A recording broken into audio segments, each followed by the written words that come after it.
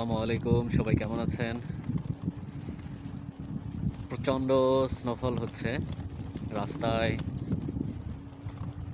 অনেক অনেক অনেক বেশি বরফ জমে আছে, যেটা কারোর পক্ষে এখন সরানো সম্ভব হচ্ছে না। যাতায়াত ব্যবস্থা খুবই বাধাগ্রস্ত হচ্ছে।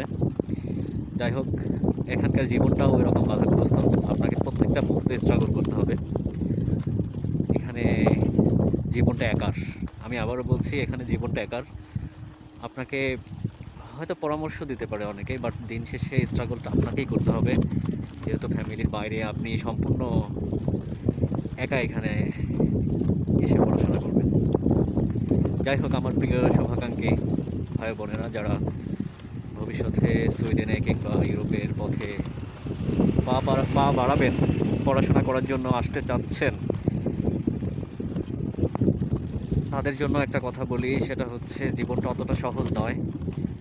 আমার এক ভাই আমাকে জিজ্ঞাসা করেছেন, এই দেখেন আমার কাকি বরফ তুলে তুলে ফেলছে বাড়ির সামনে, গাড়ির চারপাশে স্তূপ পড়ে আছে। যাই হোক, আমি যেটা বলতে চাচ্ছিলাম, আমার এক ভাই প্রশ্ন করেছেন যে আমি যদি স্কলারশিপ পাই তাহলে তো ভালো, অ্যাঞ্জেল অ্যাডলার স্কলারশিপ যেটা আছে, এসআই স্কলারশিপ যেটা আছে, সেটা যদি পাই তাহলে তো ভালো, আলহামদুলিল্লাহ। কিন্তু যদি স্কলারশিপ না পাই তাহলে কি আমি সুইডেনের স্বপ্ন দেখব কি না? বিশেষ করে সে আমাকে বলেছে যে সে যদি প্রথম সেমিস্টার ফিটা দিয়ে আসে এবং সাথে ৩-৪ লাখ টাকা নিয়ে আসে, হ্যাঁ, তাহলে সে এখানে সার্ভাইভ করতে পারবে কিনা, বা পরবর্তী সেমিস্টার ফি, অর্থাৎ টোটাল তো 4টা সেমিস্টার, একটা সেমিস্টার আপনি দিয়ে আসলেন, এখন তার প্রশ্ন হচ্ছে বাকি সেমিস্টার ফিগুলা তার পক্ষে এখানে কাজ করে তোলা সম্ভব কিনা। এখন দেখেন ভাই, এই যে ভিডিওটা করতেছি, এইটা করার পিছনে এইটাই কারণ। আমি আমাকে দেখাচ্ছি না, আমি শুধু চারপাশে বা রাস্তাঘাটের সিনারিও দেখাচ্ছি। এটা সকাল থেকে সন্ধ্যা পর্যন্ত, not only for this day,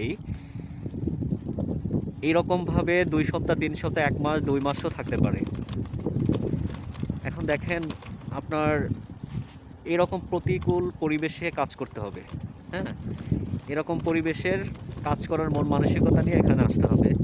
দেশে থেকে হয়তো ডেস্ক জব করেছেন, আমি নিজেও করেছি, এসি রুমে বসেছি, কাজ করেছি, বাইরের কাদা বৃষ্টি কখনো গায়ে লাগাইনি। তো এইরকম পরিবেশে কাজ করার মন মানসিকতা যদি আপনার মধ্যে থাকে, তাছাড়া যদি ভাবেন যে এসে রেস্টুরেন্টে জব পেয়ে যাবেন, হ্যাঁ, আপনার জন্য job ready, that's really dream. যে ড্রিমটা কখনোই পূরণ হবার নয়।